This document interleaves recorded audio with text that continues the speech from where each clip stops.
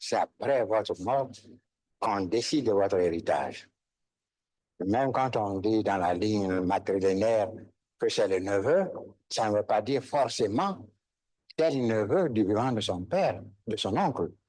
Il y a 3, 4 neveux, 10 neveux. On choisit celui qui pourrait le mieux servir la cause de la famille. Parce que le legs est individu, on ne partage pas. C'est pour toute la famille. Vous êtes le gardien. Et dans la coutume Macan, vous avez la faculté d'augmenter ou ne pas augmenter l'héritage que vous avez obtenu de vos ancêtres. Mais en aucun cas, vous n'avez le droit de diminuer d'un gramme cet héritage. Mais cette conception, Monsieur le Président, vous l'élargissez au champ du politique, de l'héritage politique? C'est la même chose. C'est la même chose. Il faut que le meilleur, celui qui pourrait le mieux assurer la pérennité de l'œuvre, que Dieu nous aide à le désigner.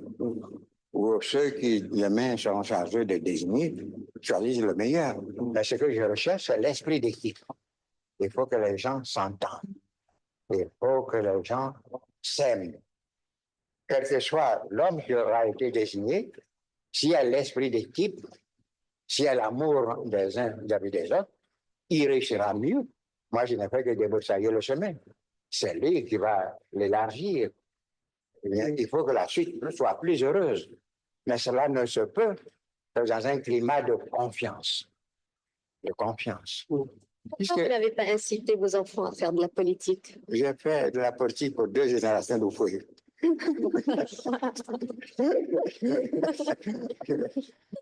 Non, vous êtes tellement entouré par votre peuple, par vos collaborateurs, par des gens qui vous aiment, par votre famille. Mais est-ce que on ne vit pas quand même une grande solitude quand on est au pouvoir? Non, on n'est jamais seul. Or, avec les idées qui vous assaillent, vous êtes toujours occupé. Vous n'êtes jamais seul. Même la nuit, dans des heures de méditation, vous ne serez jamais seul. Et pour moi, qui ai une conception, à savoir que l'homme a 3 juges. Dieu, la conscience et le peuple. Vous voyez que vous êtes toujours confronté à ces 3 juges. Vous n'êtes jamais seul.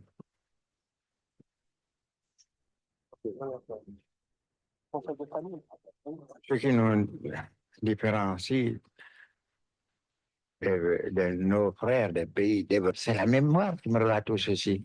J'ai pu vous dire, il y a une chose que, comme nous ne connaissions pas les dates, je suis obligé de les noter. Mais de l'âge de 5 ans jusqu'à ce jour, je me souviens de tout ce qui s'est passé dans ma vie. Il n'y a pas un seul homme, même si l'esclavage est doré, qui ne veuille sortir de cet esclavage. Mais pendant toute la colonisation, nous avons eu des contacts humains au niveau de notre territoire, les anciennes colonies, avec des Européens, les Français qui vivaient chez nous.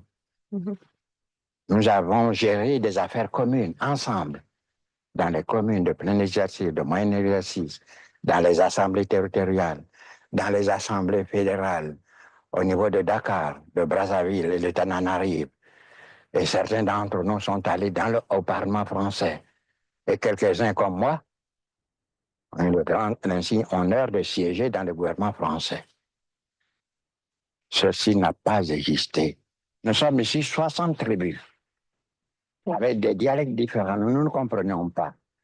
Même à la côte, il y a des centres éloignés les uns des autres de 3 ou 4 kilomètres qui ne se comprenaient pas.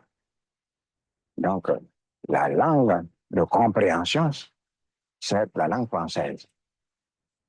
C'est notre langue à tous maintenant. Elle doit être enrichie par l'apport des uns et des autres. Il y a des noms d'arbres ici que vous êtes obligés d'apprendre avec nous. La cajou, ça n'existe pas chez vous. L'iroko, ça n'existe pas. Mais c'est devenu d'arbres en français. Comme nous aussi, nous parlons de sapins, des ormes, des bouleaux et tout ceci. Eh bien, nous aussi, nous avons enrichi notre vocabulaire sur le plan de l'agriculture, des bois. Bien, je crois que c'est un double enrichissement.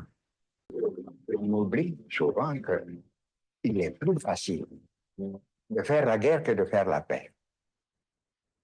Et quand le dialogue n'a pas fait l'économie de la guerre, un jour, il faudra bien mettre fin à cette guerre. Il faudra recourir au dialogue, négociation au dialogue, mais dans des conditions difficiles. Après de destruction de tant de vies humaines, de biens matériels, il y a une citadelle de méfiance qui s'installe, difficile à démolir. C'est pourquoi nous avons préféré, non, le dialogue, considérant comme l'arme de force.